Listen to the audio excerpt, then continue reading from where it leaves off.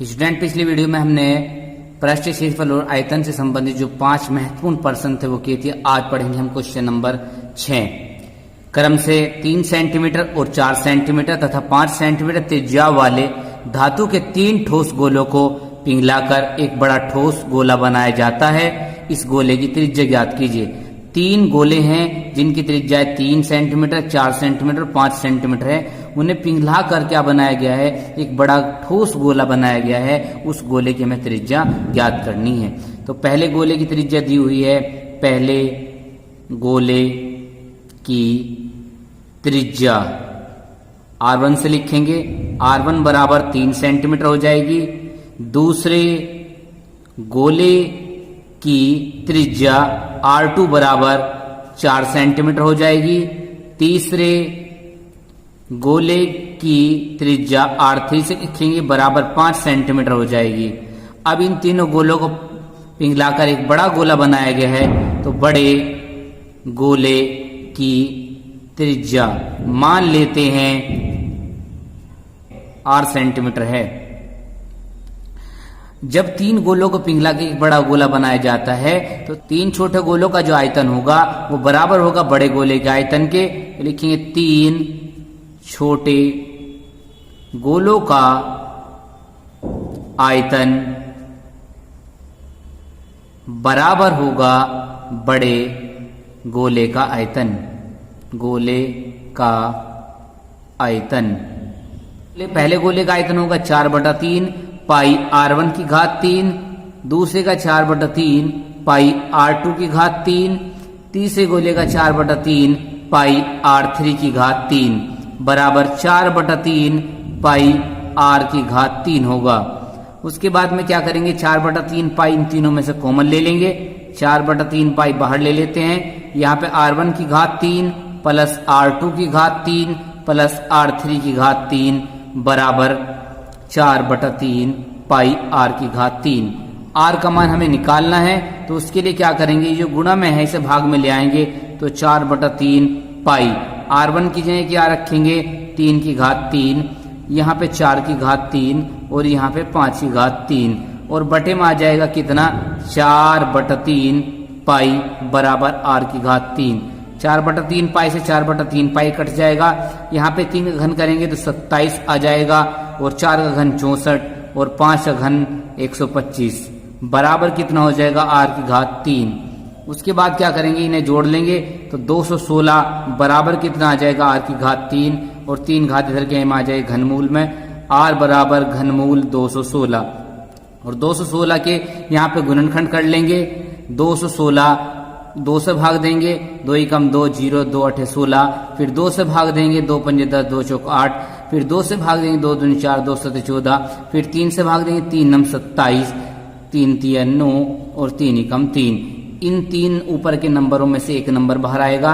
इन 3 में से एक लेंगे तो उसके बाद में R का जो मान होगा वो कितना हो जाएगा? 2 गुणा 3 तो R बराबर 6 सेंटीमीटर। इस तरीके से उस ठोस गोले की त्रिज्या आ जाएगी जिसको 3 गोलों को पिघलाकर बनाया गया है। नेक्स्ट पढ़ेंगे इंपॉर्टेंट क्वेश्चन नंबर 7। एक 12 सेंटीमीटर व्यास का गोला एक लंबवत बेलनाकार बर्तन में डाला जाता है जिसमें थोड़ा पानी है भरा है। यदि गोला पानी में पूरा डूब जाता है तो बर्तन में पानी की सतह 3 से ही 5/9 सेंटीमीटर बढ़ जाती है। तब बेलनाकार बर्तन का व्यास ज्ञात कीजिए। तो एक क्या बताया? एक 12 सेंटीमीटर व्यास का गोला है और इसको किस में डाला जा रहा है? एक बेलनाकार बर्तन के अंदर डाला जा रहा है। ये क्या है? बेलनाकार बर्तन है और इसके अंदर क्या डाला जाता है? एक गोला डाला जाता है। गोला ये रहा, ये डाल दिया और पानी के अंदर क्या होता है? ये पूरा डूब जाता है और जो पानी की सतह है वो 3 से ही 5/9 सेंटीमीटर बढ़ जाती है इसको डालने से। तो सबसे पहले दिया हुआ गोले का व्यास। गोले का व्यास, गोले के व्यास है 12 सेंटीमीटर।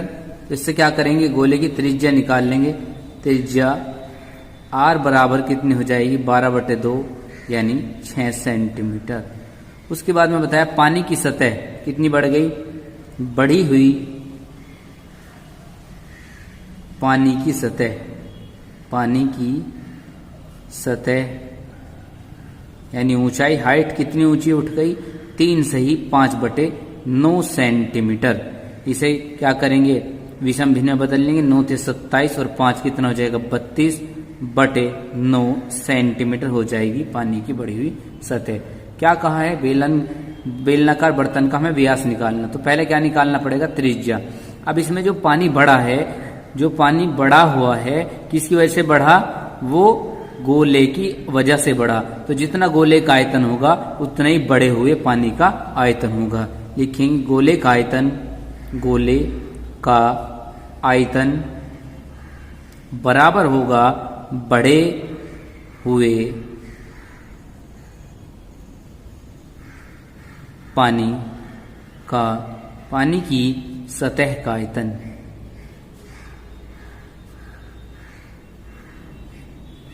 गोले का आयतन किसके बराबर होगा, बढ़े हुए पानी की सतह के आयतन के बराबर होगा। जो गोले का आयतन होता है वो हमें पता है कितना होता है 4/3 पाई, यहाँ पे कितना हो जाएगा r⁻3।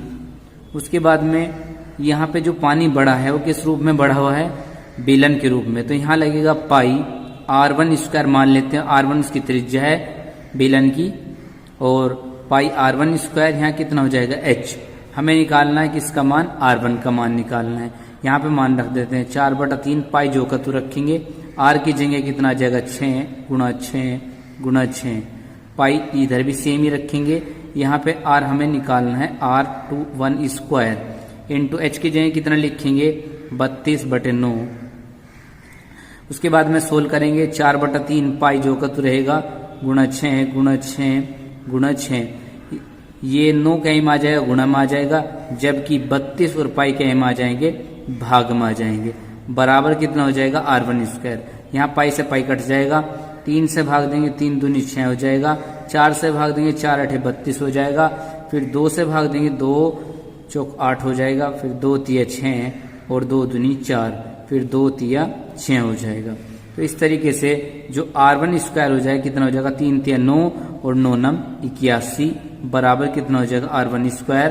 तो 2 पावर इधर के में डाल देंगे वर्गमूल में, 81 का रूट आ जाएगा। तो r1 बराबर 81 किसका वर्ग होता है 9 का। इस तरीके से जो बेलनाकार बर्तन है उसकी त्रिज्या कितनी आएगी 9 सेंटीमीटर आएगी। बेलनाकार बर्तन का व्यास कितना होगा, बेलनाकार बर्तन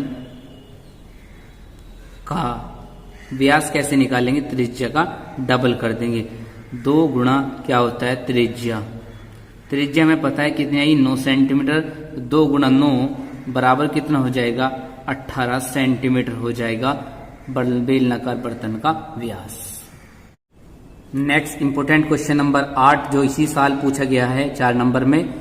एक लंबवर्ती शंकु की तिर्यक ऊंचाई 13 सेंटीमीटर तथा संपूर्ण प्रक्षेत्रफल 90 पाई सेंटीमीटर स्क्वायर है, इसके आधार की त्रिज्या ज्ञात कीजिए। हमें एक शंकु की तिर्यक ऊंचाई बताई गई है, तिर्यक ऊंचाई को लिखते हैं कैसे, L से। तिर्यक ऊंचाई L बराबर 13 सेंटीमीटर हो जाएगी, और जो संपूर्ण पृष्ठ क्षेत्रफल दिया हुआ है, संपूर्ण पृष्ठ क्षेत्रफल बराबर कितना है 90 पाई सेंटीमीटर स्क्वायर दिया हुआ है। इसमें क्या करेंगे, संपूर्ण पृष्ठ क्षेत्रफल का हम फॉर्मूला लिख देंगे, पाई r L प्लस r बराबर कितना है 90 पाई। उसके बाद में क्या करेंगे, पाई का मान नहीं पता है, जो का तो रखेंगे, r का मान भी नहीं पता है, L की जगह 13 प्लस r नहीं पता, बराबर कितना है 90 पाई।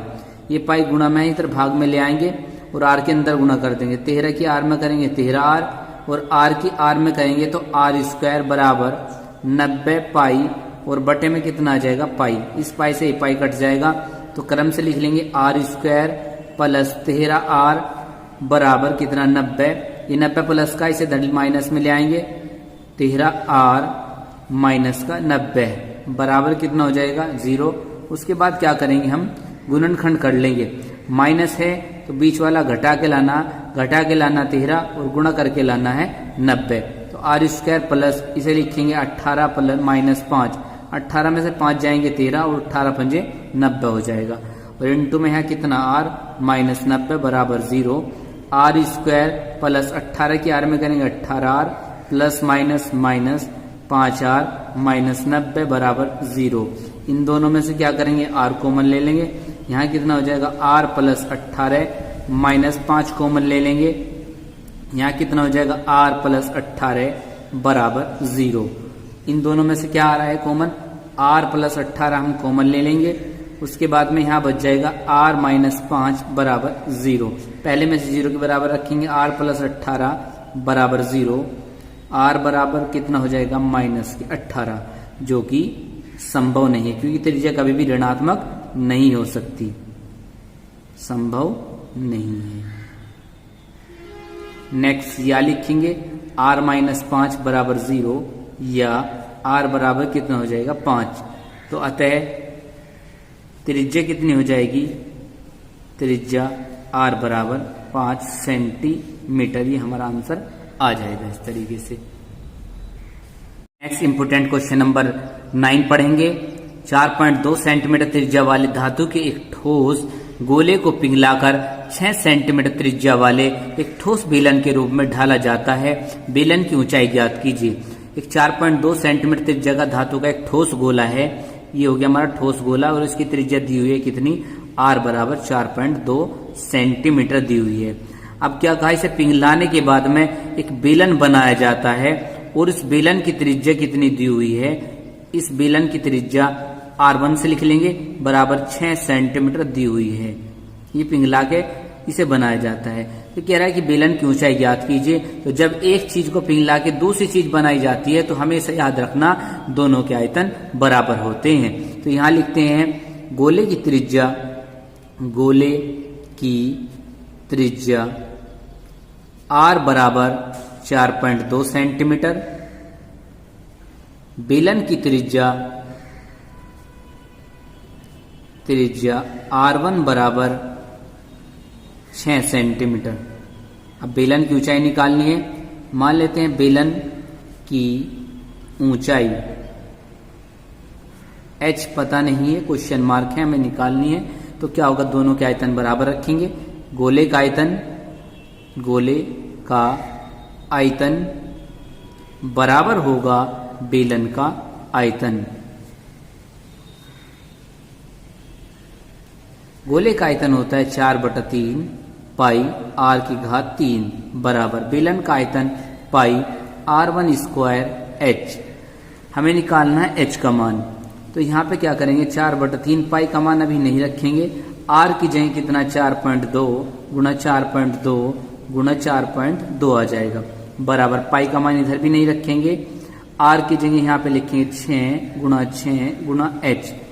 अब ये गुणा में है तो इन्हें क्या में ले आएंगे, इधर भाग में ले आएंगे। 4/3 पाई गुणा 4.2 गुणा 4.2 गुणा 4.2 और नीचे कौन आ जाएगा, ये सब गुणा में भाग में आ जाएंगे, पाई भी आ जाएगा और 6 बराबर कितना हो जाएगा h।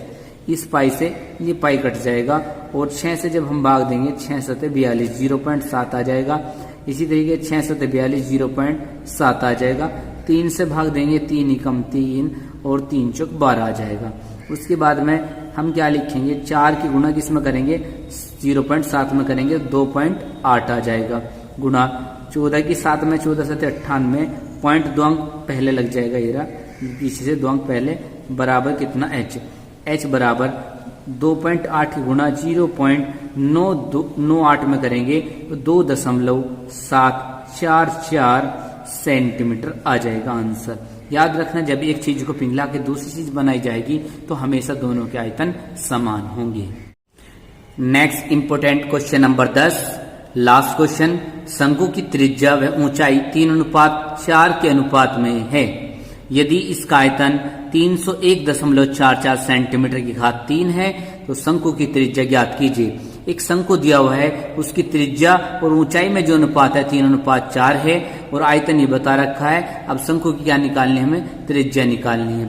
जब भी अनुपात देगा, त्रिज्या ऊंचाई या किसी में भी अनुपात देंगे, अनुपात हटाने के लिए मान लेते हैं माना अनुपात बराबर कितना x। तो त्रिज्या कितनी हो जाएगी, शंकु की त्रिज्या r से लिखेंगे, r बराबर कितना हो जाएगा 3x और जो ऊंचाई होगी शंकु की, ऊंचाई को लिखें कैसे, h से h बराबर कितना हो जाएगा, 4x हो जाएगा। उसके बाद में बताया है शंकु का आयतन। शंकु का आयतन बराबर 301.44 सेंटीमीटर की घात 3। जो शंकु का आयतन होता है वो होता है 1/3 पाई r स्क्वायर h बराबर 301.44 यह आ जाएगा। उसके बाद में मान रख देते हैं 1/3 पाई का मान दिया हुआ है 3.14, r की जगह रखेंगे 3x का स्क्वायर इंटू h की जगह रखेंगे 4x बराबर 301.44। उसके बाद में क्या करेंगे, 1/3 जो का तो रहेगा, 3.14 भी जो का तो रहेगा, 3x का वर्क करेंगे तो 9x स्क्वायर आ जाएगा इंटू 4x बराबर 301.44। 3 से भाग देंगे 3 3 आ जाएगा, तो यहाँ पे 3.14 गुणा 3x स्क्वायर गुणा 4x बराबर 301.44 हो जाएगा। उसके बाद में हम क्या करेंगे, x वालों को यही रखेंगे, बाकी जो संख्याएं गुणा में है उन्हें भाग में ले आएंगे। तो यहाँ कितना हो जाएगा, x स्क्वायर इंटू x बच जाएगा बराबर 301.44 के नीचे आ जाएगा 3.14 गुणा 3 और गुणा 4। x स्क्वायर के x में गुणा करेंगे तो x की पावर 3 आ जाएगा बराबर, यहाँ पॉइंट 2 अंक के बाद में है, यहाँ भी 2 अंक के बाद में है, तो पॉइंट हटाने के लिए 100 से नीचे गुणा कर लेंगे और 100 से ही ऊपर। जब इसमें 100 की गुणा करेंगे ये आ जाएगा 30,144 और नीचे आ जाएगा 314 गुणा 3 और गुणा 4। उसके बाद में क्या करेंगे, हम 3 से भाग देंगे इसे, 3 एकम 3, ये 0 जो का तो रहेगा, फिर 1 पे नहीं चलता 0 लगेगा, 3 चौक 12 और 3 अठे 24, तो x की पावर 3 बराबर आ जाएगा 10,048 के नीचे आ जाएगा 314 गुणा 4। अब इसे 4 से भाग कर देंगे, 4 दूनी 8 हो जाएगा, 4 पंजे 20, 4 एकम 4 और 4 दूनी 8। यहाँ पे x की पावर 3 बराबर 2512, नीचे आ जाएगा 314। जब 314 से इसे भाग देंगे तो x की पावर 3 बराबर, ये 8 बार कट जाएगा इससे, तो x की 3 इधर क्या में आ जाएगी, ये 3 घात इधर वो घनमूल में आ जाएगी, घनमूल में 8। जो 8 जो होता है वो 2 का घन होता है, तो x बराबर कितना आ जाएगा, 2। हमें निकालनी थी क्या है कि हमें निकालनी है शंकु की त्रिज्या। शंकु की त्रिज्या, शंकु की त्रिज्या r बराबर, हमने माना था अनुपात x, तो त्रिज्या कितनी आई थी, 3x आई थी। उसके बाद में यहाँ पे r बराबर 3 गुणा x का मान रख देंगे 2, तो 3 दूनी 6 सेंटीमीटर आ जाएगी शंकु की त्रिज्या। ठीक है स्टूडेंट, वीडियो अच्छी लगी तो लाइक करें, चैनल को सब्सक्राइब करें।